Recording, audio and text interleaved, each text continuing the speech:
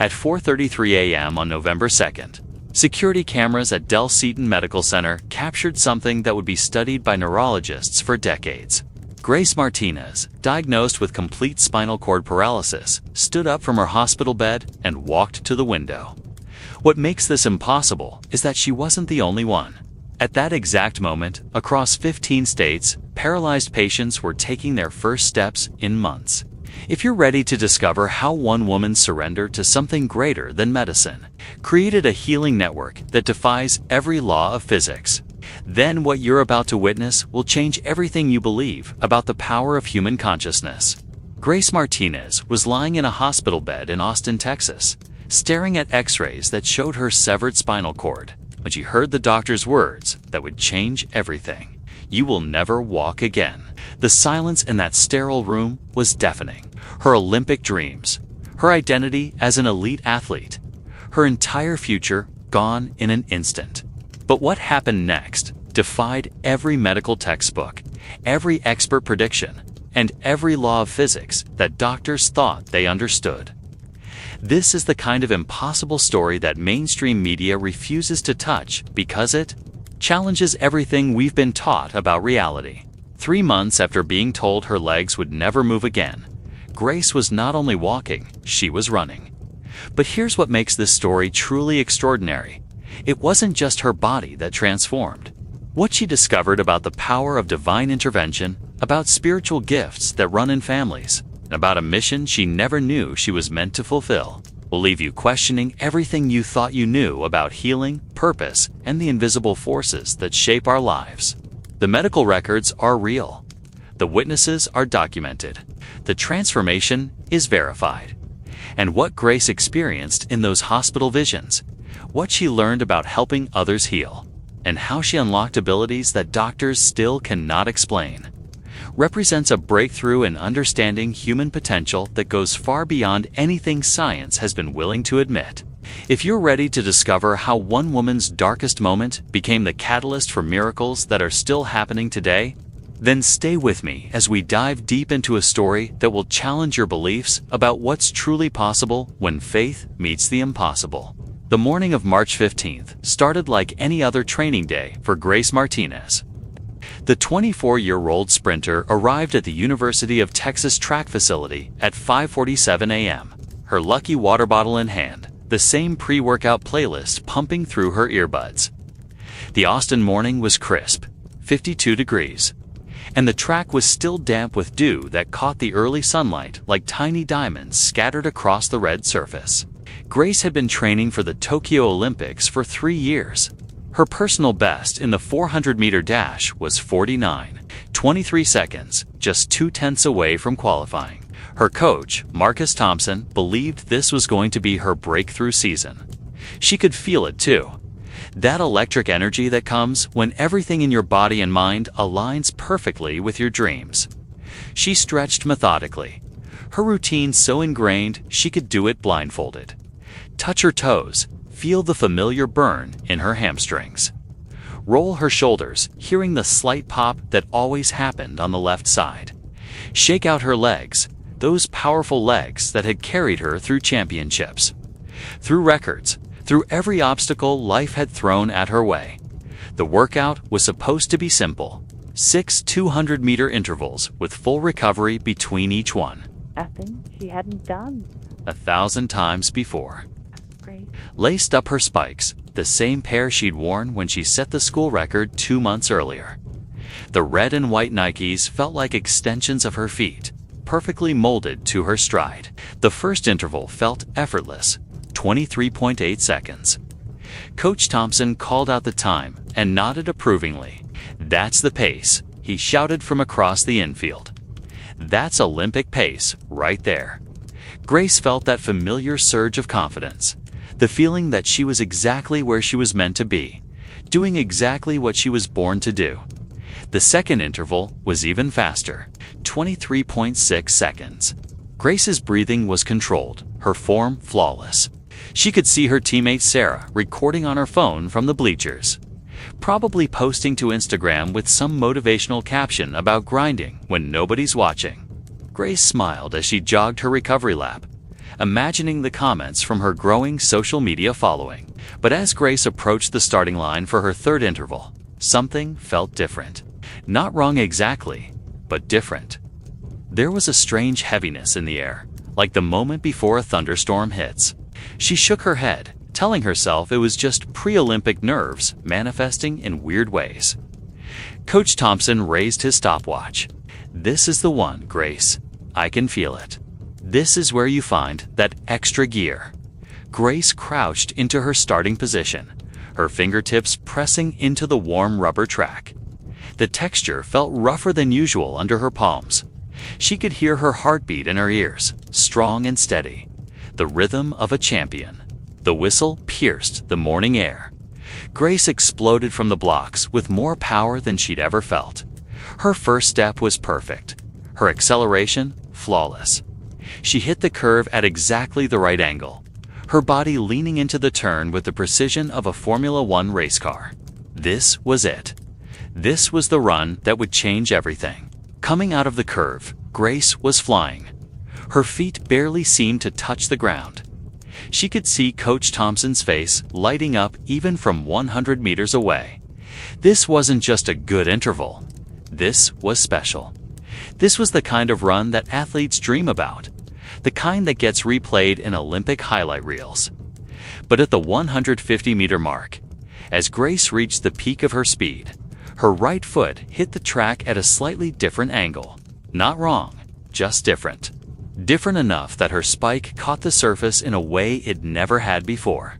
Different enough that her perfectly balanced stride suddenly became catastrophically unbalanced. Time seemed to slow as Grace felt her body begin to fall. But this wasn't the controlled stumble of tired legs or the manageable tumble of someone who just caught a toe. This was something else entirely. Her body twisted in midair, her momentum carrying her forward while her legs tangled beneath her. She could see the track rushing up to meet her, could see Coach Thompson's expression changing from excitement to horror. The sound of Grace's body hitting the track was unlike anything anyone at the facility had ever heard. Not the simple thud of someone taking a spill, but the complex, sickening combination of sounds that happens when a human body hits an immovable surface with Olympic-level force. Her left shoulder struck first, then her head, then the devastating twist that would change everything. Grace's back hit the track surface with her spine compressed in a way that nature never intended. The impact sent shockwaves through every nerve in her body, a lightning bolt of agony that started at the base of her skull and radiated outward like cracks spreading through glass. And then, in the space of a heartbeat, there was nothing. Complete silence from everything below her waist. Coach Thompson was running before Grace even stopped sliding across the track surface. His footsteps echoed in the sudden silence of the training facility. Other athletes stopped their workouts, sensing that something catastrophic had just happened. Sarah was still holding her phone, but she was no longer recording. Her hands were shaking. Grace tried to stand up. It was instinctual, the immediate response of an athlete who had fallen hundreds of times before. But her legs didn't respond. She looked down at them, those powerful legs that had carried her dreams and willed them to move. Nothing. She tried again, concentrating harder than she'd ever concentrated on anything in her life. Still, nothing. The panic began as a small flutter in her chest, like a butterfly trapped behind her ribs. Then it spread, consuming every rational thought, every shred of composure she'd built over years of high-pressure competition. Grace tried to crawl, using her arms to drag herself across the track surface. The red rubber scraped against her palms, but she couldn't feel anything below her chest. "Don't move her," Coach Thompson was shouting into his phone. "I'm calling 911. Nobody touch her." But Grace could see in his eyes what he was trying not to say. She could see the knowledge that every person who has ever witnessed a serious spinal injury carries. The terrible understanding that some things cannot be fixed. The ambulance arrived 17 minutes later. Grace would remember that detail forever because she spent those 17 minutes staring at her legs, trying to will them back to life. She tried everything: positive visualization, prayer, bargaining with a God she'd barely thought about since childhood. She promised to be a better person, to help more people, to use her platform for good. But her legs remained motionless, as unresponsive as if they belonged to someone else entirely. The paramedics were professional and gentle, but Grace could read their faces too. She'd spent years learning to read the subtle signs of what people were really thinking, a skill that served her well in high-stakes competitions. And what she saw in their eyes was the same thing she'd seen in Coach Thompson's face: pity. The kind of pity reserved for futures that have just been erased. As they loaded Grace into the ambulance, she caught a glimpse of the track where she'd fallen. There was a small scuff mark where her body had hit the surface, barely visible unless you knew where to look. Such a tiny mark to represent the end of everything she'd worked for, everything she'd dreamed of, everything she'd believed about herself and her place in the world. The ride to Del Seaton Medical Center took 23 minutes. Grace knew this because she spent the entire journey staring at the ambulance's digital clock, watching the numbers change while her mind tried to process the impossible. How could her entire life change in the space of a single footstep? How could Olympic dreams disappear in the time it takes to hit the ground? But as the ambulance pulled into the hospital emergency bay, something extraordinary began to happen. Something that would later make doctors question everything they thought they knew about spinal injuries, about healing, and about the mysterious connection between body and spirit. As Grace was wheeled through the automatic doors of the hospital, she started to see things that weren't there. If you're still with me at this point, it means you're exactly the kind of person who understands that reality is far more mysterious than we've been taught. There's a growing community of us here who recognize that what happened to Grace wasn't just a medical case. It was the beginning of something that would challenge everything doctors thought they knew about healing. Subscribe to this channel because what unfolds next in Grace's story is going to shatter your understanding of what's possible when the human spirit refuses to accept limitations. 3 weeks had passed since the accident, and Grace's room in the spinal rehabilitation unit had become her entire world. Room 247 at Del Seaton Medical Center faced east. So every morning, the Texas sun would stream through the industrial-grade blinds, creating patterns of light and shadow across the sterile white walls. Grace had memorized every crack in the ceiling, every stain on the acoustic tiles, every sound the HVAC system made during its hourly cycles. Dr. Patricia Hendricks had delivered the diagnosis with clinical precision 18 days earlier. Complete T12 spinal cord injury. Complete meant total. Complete meant permanent.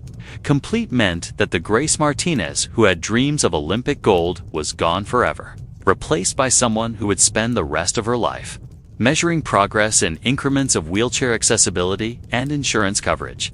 The physical therapy sessions were brutal, not because of pain, but because of the absence of it. Grace would spend hours learning to transfer from bed to wheelchair, from wheelchair to car, from car to the dozens of other surfaces that would define her new reality. Her upper body was getting stronger, but every day that her legs remained motionless was another day that the old Grace felt further away. Her parents, Maria and Carlos Martinez, had been saints. They rearranged their entire lives around hospital visiting hours and insurance paperwork. Her mother brought homemade enchiladas that Grace barely touched. Her father read every article about spinal cord research he could find on the internet, printing out studies with titles Grace couldn't bear to look at. Their hope was painful to witness because Grace could see how forced it was. Coach Thompson visited every few days, updating her on the team's progress, telling her about athletes who were asking about her, sharing videos from training sessions that she couldn't watch without crying. He never mentioned the Olympics directly, but Grace could see the weight of her absent dreams in his eyes. The qualifying window would close in 6 months. Someone else would take her spot. But it was during the quiet hours, especially between 2 and 4 a.m. when the hospital settled into its deepest rhythm, that something began happening to Grace that had no place in any medical textbook. The first vision came on a Tuesday night. Grace had been lying awake, staring at the ceiling tiles and trying to remember what it felt like to feel her toes. The morphine had been reduced to minimal levels, so the fog in her mind was finally clearing. But the clarity only made the reality more devastating. She closed her eyes and tried to do the visualization exercises the therapist had suggested. Not for healing, Dr. Hendricks had been very clear about that, but for acceptance. Imagine your new life, the therapist had said. See yourself thriving in your new reality. But when Grace closed her eyes that night, what she saw was nothing like what anyone expected. She was running. Not the careful, measured jogging of rehabilitation dreams, but full speed, competitive running. Her legs were pumping with power she remembered but hadn't felt in weeks. Her breathing was controlled and rhythmic. Her form was perfect. But this wasn't the University of Texas track. This wasn't anywhere she recognized. The track surface was different, darker, almost black, instead of the familiar red. The sky above was an unusual shade of purple, like twilight, but more vivid. There were people in the stands, but when Grace tried to focus on their faces, they seemed to shift and blur. What was clear, absolutely crystal clear, was the feeling of her feet hitting the ground. She could feel every muscle in her legs responding, every tendon stretching and contracting with precision. Grace was running the 400-meter dash, but the race felt different. She wasn't racing against other runners. She was racing toward something important that waited for her at the finish line. As she rounded the final curve, she could see a figure standing beyond the finish line, arms outstretched. The figure was backlit by a light source Grace couldn't identify, making it impossible to see features. But somehow she knew this person was the reason for everything. When Grace crossed the finish line in her vision, she didn't stop running. Instead, she ran straight into the arms of the waiting figure, and the moment they embraced, she felt a sensation she had no words for. It was like every cell in her body suddenly remembered what it was meant to do. It was like coming home after being lost for years. It was like healing and purpose and love all compressed into a single, overwhelming moment. Grace opened her eyes and found herself back in room 247. But something was different. The vision had been so vivid, so absolutely real, that she could still feel the echo of movement in her legs. For a moment, just a moment, she was convinced that if she threw back the hospital blankets, her legs would respond. They didn't. But that night changed everything, because Grace knew with absolute certainty that what she had experienced wasn't a dream. It wasn't wishful thinking. It wasn't the psychological coping mechanism that Dr. Hendricks would undoubtedly diagnose if Grace told her about it. It was real in a way that transcended physical reality. The second vision came 4 nights later, and this one was even more detailed. Grace was running the same race on the same impossible track, but this time she could hear sounds. There was music playing, but not from speakers. The music seemed to come from the track itself, a rhythm that matched her footsteps perfectly. And there were voices in the stands, not cheering exactly, but speaking in a language Grace didn't recognize, but somehow understood. They were saying her name, but not Grace. They were calling her something else, a name that felt familiar even though she'd never heard it before. As she ran, Grace realized that the people in the stands weren't spectators. They were patients.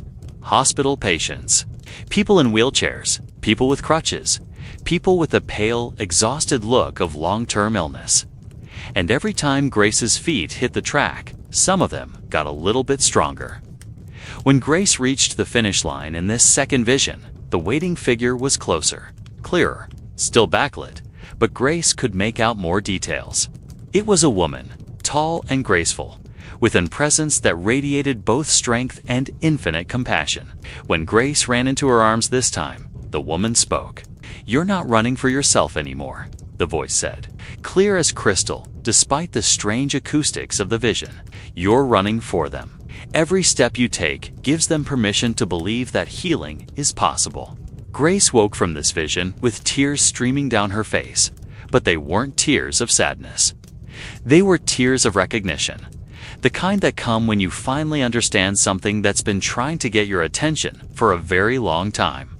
The next morning, Grace asked her mother to bring her laptop to the hospital.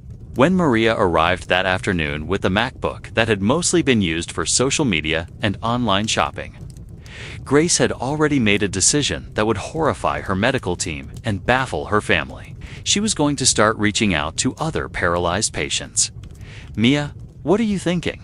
Maria asked as Grace began typing with more energy than she'd shown since the accident. "You need to focus on your own healing." But Grace looked up from the laptop screen with an expression her mother hadn't seen in weeks. For the first time since the accident, Grace looked like she had a purpose again. "Mama," Grace said, her voice stronger than it had been since the accident. "What if my healing and their healing are the same thing?" That afternoon, Grace sent her first message to a spinal cord injury support group on Facebook. She didn't mention her visions, didn't talk about running or impossible tracks. She simply introduced herself as someone who understood what it felt like to have your entire identity erased in a single moment, and asked if anyone wanted to talk. 17 people responded within the first hour. But what Grace didn't know was that her grandmother, Elena Martinez, had been sitting in the hospital parking lot for the past 3 days, waiting for the right moment to share a family secret that might explain why. Grace was seeing things that weren't supposed to exist. Elena Martinez had been carrying the family secret for 73 years, and she had never intended to share it with anyone, especially not her granddaughter, who had always been so focused on the physical world of athletics and competition. But watching Grace sink deeper into despair over the past 3 weeks had broken something in Elena's heart. And the dreams she'd been having lately made it clear that silence was no longer an option. Elena found Grace alone in her hospital room on a Thursday afternoon, staring at her laptop screen with an intensity that reminded Elena of herself at that age. Grace had been corresponding with paralyzed patients from across the country, spending hours each day writing messages of hope to people she'd never met. What struck Elena as remarkable was that Grace seemed to be getting stronger as she focused on helping others, even though her own condition remained unchanged. "Graciela," Elena said, using the childhood nickname that only she was allowed to use. "We need to talk about something important." Grace looked up from her laptop, where she'd been writing to a 17-year-old boy from Colorado who had been paralyzed in a skiing accident. There was something different in her grandmother's voice, a gravity that Grace had never heard before. Lena pulled the vinyl visitor's chair closer to Grace's bed and sat down slowly. At 84, Elena's movements were careful and deliberate, but her mind was sharp as ever. She studied Grace's face for a long moment, as if deciding how much truth one person could handle. "Your great-great-grandmother, Esperanza, could see things," Elena began, her voice barely above a whisper. "Things that hadn't happened yet. Things that were happening far away. Things that existed in places that aren't quite here and aren't quite there." Grace set the laptop aside, giving her grandmother complete attention. In all her years of family gatherings, holiday celebrations, and countless hours spent at Elena's kitchen table, she had never heard this story. Esperanza came from a small village in Michoacán, Mexico, where certain families were known to have gifts. Not magic, Mia, not superstition. Gifts, abilities that connected them to something larger than the physical world. Esperanza could see when someone was going to heal before their body showed any signs of improvement. She could see when someone was going to pass away, sometimes months before it happened. And she could see the paths that souls were meant to take, even when those paths seemed impossible. Elena reached into her purse and pulled out a small, worn photograph. The black and white image showed a woman in her 30s, standing in front of a simple adobe house. Even in the faded photograph, there was something striking about the woman's eyes, and depth and knowing that seemed to look directly through the camera lens. "This is Esperanza, your great-great-grandmother. She died when your great-grandmother was only 15, but not before she passed on what she knew about the gift. Every generation, it shows up in someone. Sometimes it skips people completely. Sometimes it shows up weak, just dreams and intuitions. But sometimes Alina paused, meeting Grace's eyes directly. Sometimes it shows up strong. Grace felt a chill run through her body that had nothing to do with the hospital's air conditioning. "Abuela, why are you telling me this now?" "Because 3 nights ago, I had a dream about you running. It's not the kind of running you used to do, but different running, purposeful running, running that heals other people. And in my dream, you weren't just healed, Mia. You were transformed into something more than you were before." The words hit Grace like a physical blow. She had told no one about her visions. Not her parents, not her doctors, not even the therapist who kept asking about her psychological adjustment to her new reality. "You've been seeing things, haven't you?" Alina asked. But it wasn't really a question. Things that feel more real than this hospital room. Things that show you running, but not just for yourself. Grace nodded, unable to speak. Alina smiled for the first time since entering the room. "Good. That means it's starting. The gift doesn't usually show up until someone has been broken open enough to receive it." Esperanza always said that the greatest healers are the ones who have been healed themselves. And the greatest teachers are the ones who have learned to find light in the darkest places. Over the next 2 hours, Alina shared stories that had been kept secret for 4 generations. Stories of Esperanza healing people through touch, through dreams, through a kind of spiritual sight that could see through illnesses to the perfect health that existed underneath. Stories of healing that had no medical explanation. Transformation that defied every law of physics.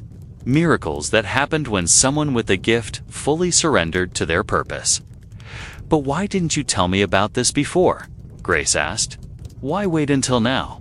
Elena's expression became serious. "Because the gift comes with a price, Mia. Once you accept it, once you start using it, your life is no longer your own. You become a channel for something greater, and that means your own dreams, your own plans, your own ideas about what your life should look like. All of that has to be surrendered." Grace thought about her Olympic dreams, about the life she had planned, about the person she thought she was supposed to be. All of that was gone anyway. Maybe surrender was exactly what she needed. That evening, after Alina left, Grace had her most powerful vision yet. She was running on the strange dark track. But this time, she wasn't alone. Running beside her were dozens of other people. People she recognized from the support groups she'd been contacting online. The 17-year-old from Colorado. The middle-aged woman from Florida who'd been paralyzed in a car accident. The military veteran from Ohio who'd lost both legs to an IED. All of them were running with perfect, powerful strides. And as they ran together, Grace could feel something extraordinary happening. Each footstep was sending waves of healing energy through the track surface. And that energy was somehow traveling through space and time to reach their actual bodies in hospitals and homes across the country. When Grace woke from this vision, she made a decision that would terrify her medical team and change the trajectory of her recovery in ways that no one could have predicted. She was going to stop focusing on her own healing and start focusing entirely on helping others heal. The next morning, Grace called every person she'd been corresponding with and asked them to do something that sounded completely impossible. She asked them to close their eyes at exactly 3 p.m. Eastern Time, wherever they were, and imagine running together on a track that existed somewhere beyond the physical world. "I know it sounds crazy," Grace told them. "But what if crazy is exactly what we need?" 47 people across 15 states agreed to try. At 3 p.m. on Friday, October 8th, Grace closed her eyes in her hospital bed and entered the deepest vision she had ever experienced. She was running with all 47 people, and this time the track wasn't dark. It was blazing with light, so bright that it should have been blinding, but somehow felt perfectly comfortable. And for the first time since her accident, as Grace ran in her vision, she felt her actual legs twitch. Dr. Hendricks, who happened to be checking Grace's chart at that exact moment, watched in stunned silence as her patient's legs showed the first signs of neural activity they displayed since the accident. But what happened next would make Dr. Hendricks question everything she thought she knew about spinal cord injuries, about healing, and about the mysterious connection between mind and body that medical school had never prepared her to understand. Dr. Patricia Hendricks had been treating spinal cord injuries for 18 years, and she had never seen anything like what was happening in room 247. The muscle contractions she witnessed during Grace's 3 p.m. session were impossible, according to every medical text she'd studied, every case she'd worked on, every conference she'd attended. Complete T12 injuries didn't show spontaneous neural activity 6 weeks post-trauma. They especially didn't show coordinated bilateral leg movements that appeared to match the rhythm of running. But that's exactly what Dr. Hendricks documented in Grace's medical record on October 8th at 3:17 p.m.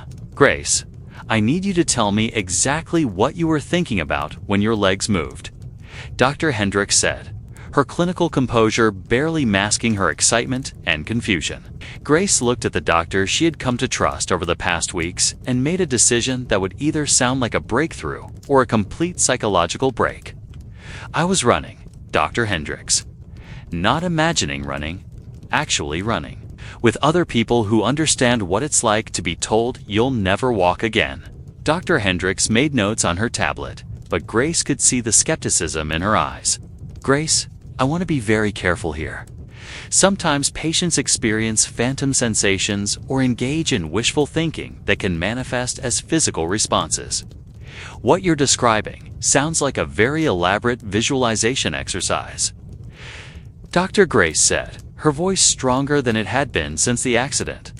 "What if it's not visualization? What if it's something else entirely?" That afternoon, Grace received a phone call that changed everything. It was Sarah Chen, the 17-year-old from Colorado who had participated in the 3 p.m. visualization session.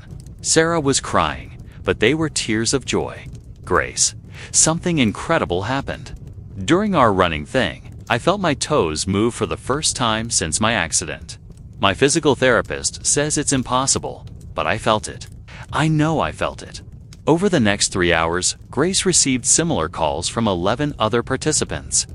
A woman in Florida felt sensation in her legs during the visualization. A man in Texas experienced muscle spasms that his doctors couldn't explain. A teenager in Michigan reported that his chronic pain disappeared for the first time in months.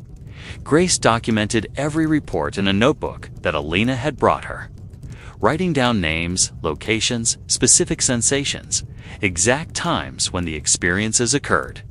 What emerged was a pattern that defied medical explanation, but followed a logic that Grace was beginning to understand.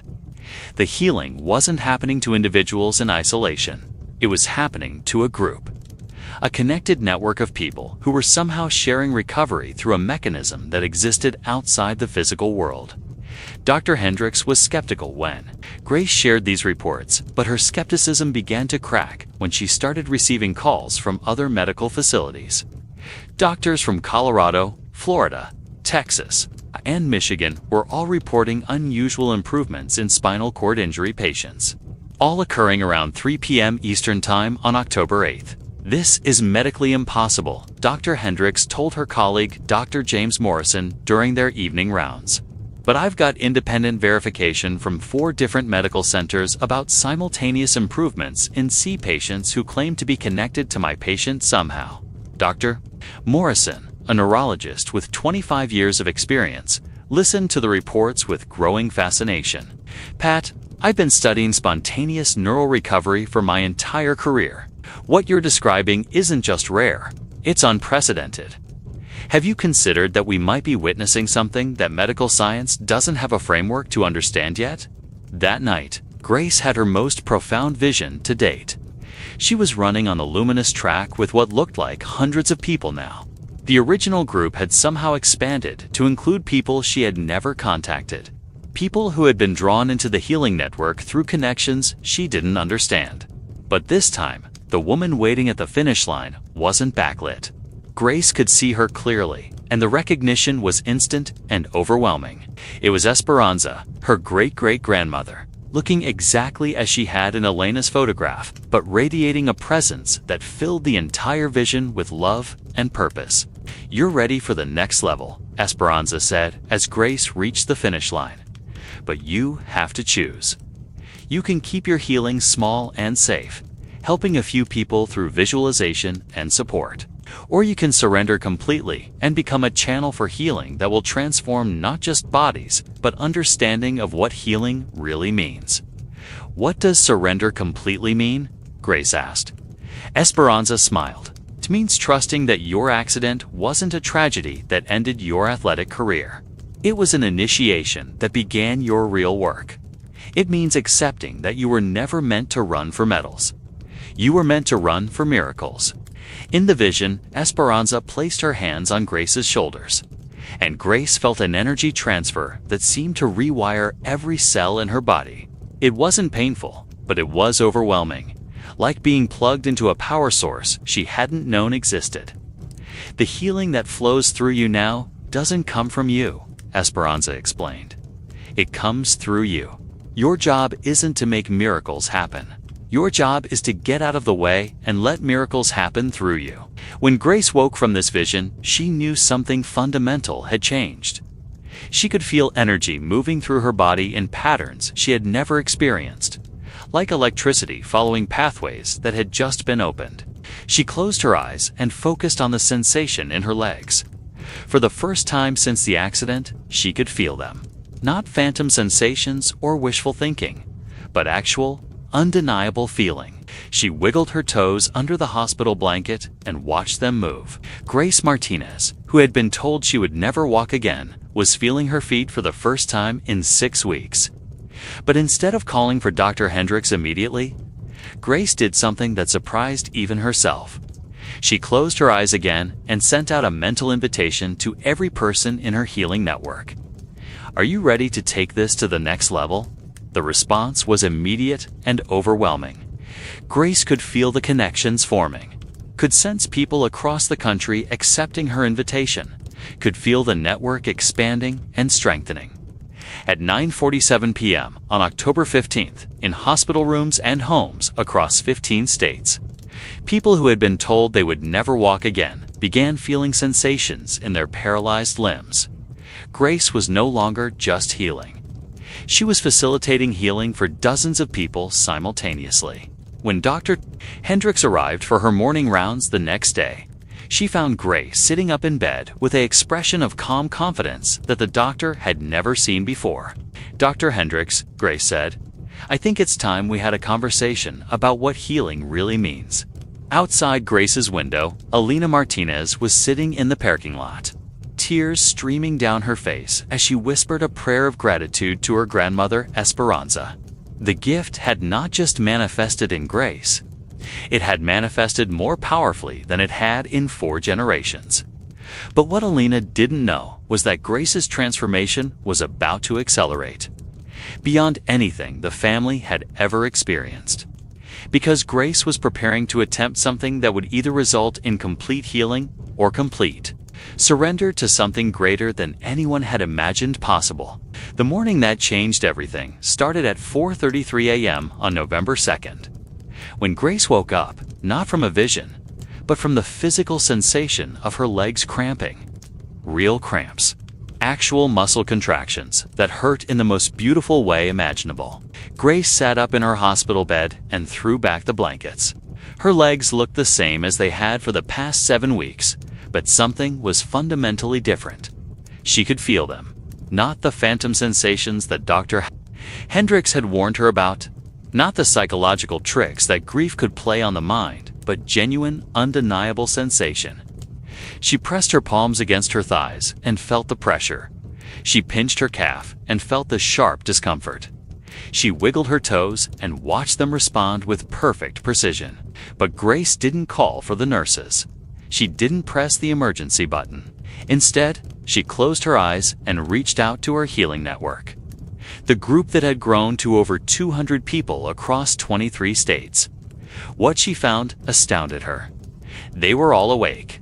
Every single person in the network was conscious at 4:33 a.m. in their respective time zones, feeling the same muscular sensations, experiencing the same impossible return of feeling in limbs that had been declared permanently damaged. Today is the day, Grace whispered to herself, And somehow she knew that everyone in the network heard her. At 6 a.m., when the morning shift nurses arrived for their rounds, they found Grace Martinez sitting on the edge of her bed with her feet flat on the floor, not dangling uselessly as they had for 7 weeks, but planted firmly, bearing weight, supporting her body in a way that every medical textbook said was impossible. "Grace, what are you doing?" asked Jennifer, the nurse who had been working with Grace since week 2 of her stay. "You shouldn't be sitting like that without assistance, Jennifer," Grace said, her voice calm and certain. "I need you to call Dr. Hendricks immediately, and I need you to document what you're about to witness." Grace placed her hands on her knees and slowly, deliberately, pushed herself to a standing position. Jennifer's clipboard clattered to the floor. Grace Martinez, who had been diagnosed with a complete T12 spinal cord injury, who had been told by every specialist who examined her that she would never walk again, was standing in room 247 without assistance, without braces, without any support except her own 2 legs. But she wasn't done. Grace took a step forward, then another. Her gait was uncertain, like someone learning to walk for the first time, but every step was deliberate and controlled. She walked to the window that faced east, where the November sunrise was painting the Austin skyline in shades of gold and orange. "Jennifer, are you documenting this?" Grace asked without turning around. Jennifer was frantically pressing buttons on her pager, calling for every available doctor. But her hands were shaking so badly she could barely operate the device. Dr. Hendricks arrived 7 minutes later, accompanied by Dr. Morrison and 2 other neurologists who happened to be in the building. What they found defied 18 years of medical training and challenged everything they thought they knew about spinal cord injuries. Grace was standing at the window, but she wasn't just standing. She was shifting her weight from foot to foot, bending her knees, moving in ways that required complex neural pathways that her medical records clearly showed had been severed. "Grace, Dr. Hendricks said, her voice barely steady, "I need you to walk toward me." Grace turned around with a smile that radiated peace and certainty. She walked across the room with increasing confidence, her steps becoming more natural with each movement. When she reached Dr. Hendricks, she embraced her doctor with the warmth of someone who had just received the most precious gift imaginable. "How is this possible?" Dr. Hendricks whispered. "Because healing isn't just about fixing what's broken," Grace replied. "Sometimes healing is about becoming something entirely new." Over the next 4 hours, Grace underwent every neurological test the hospital could perform. MRI scans showed neural regeneration that was medically impossible in the time frame since her accident. Nerve conduction studies revealed electrical activity in pathways that had shown no function for 7 weeks. Motor function tests demonstrated not just recovery, but improvement beyond her pre-accident baseline. But the most remarkable discovery came when Dr. Hendricks started receiving calls from medical facilities across the country. Starting at approximately 4:33 a.m. Eastern Time, hospitals from California to Florida were reporting unprecedented simultaneous recoveries in spinal cord injury patients. Sarah Chen in Colorado was walking. The military veteran in Ohio was standing. The middle-aged woman in Florida was taking her first steps since her car accident. Across the entire healing network that Grace had built, people who had been told they would never walk again were experiencing miraculous recoveries. "This isn't medically possible," Dr. Morrison told his colleagues during an emergency conference call with doctors from 12 different medical centers. "We're talking about simultaneous neural regeneration in patients with no medical connection except their communication with Grace Martinez. This challenges everything we understand about healing." But Grace wasn't interested in challenging medical understanding. She was interested in using her gift to help more people heal. That afternoon, Grace was discharged from Del Seaton Medical Center with a clean bill of health and a medical record that would be studied for decades. But instead of returning to her apartment, instead of trying to resume her old life, Grace asked Alina to drive her to the University of Texas track where her accident had occurred. The track looked exactly the same. Red surface, white lines, the same electronic timing system where Grace had dreamed of seeing Olympic qualifying times.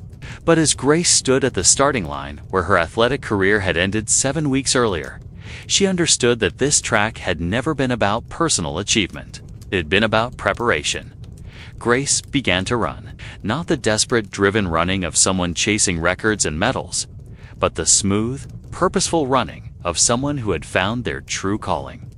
As her feet hit the track surface, she could feel the energy flowing through her and out into the world, reaching every person in her healing network, strengthening connections that transcended physical space.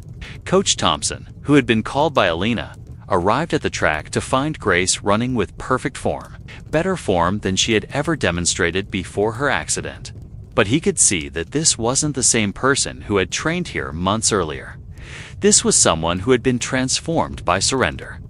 Someone who had discovered that losing everything had been the pathway to gaining something infinitely more valuable. As Grace completed her final lap, she wasn't thinking about times or records or Olympic dreams. She was thinking about the hundreds of people who were learning to walk again, because she had learned to let healing flow through her rather than trying to control it herself. Grace Martinez had become exactly what Esperanza had seen in her visions 70 years earlier. Not just a healer, but a channel for healing that would touch thousands of lives and change. Medical understanding of what was truly possible when science met spirit. The accident that had seemed to end everything had actually been the beginning of everything. Grace's real race had never been against other athletes. It had been toward her destiny as a bridge between the world of physical limitation and the realm of infinite possibility. And she had finally crossed the finish line. 6 months later, Grace Martinez stood before an audience of 500 medical professionals at the International Spinal Cord Injury Conference in Chicago. But she wasn't there as a patient or a case study. She was there as the founder of the Healing Network Project, a documented phenomenon that had facilitated recovery in over 800 people across North America. The medical establishment was still struggling to explain what they had witnessed: simultaneous neural regeneration across multiple unconnected patients, healing that followed patterns of intention and connection rather than pharmaceutical intervention or surgical repair, recovery timelines that defied every prediction model in modern medicine. But Grace had stopped trying to convince skeptics and started focusing on expanding the network. The healing sessions now included people with all kinds of conditions: traumatic brain injuries, autoimmune disorders, chronic pain, depression. The common thread wasn't the specific diagnosis, but the willingness to believe that healing could happen in ways that medical textbooks hadn't documented yet.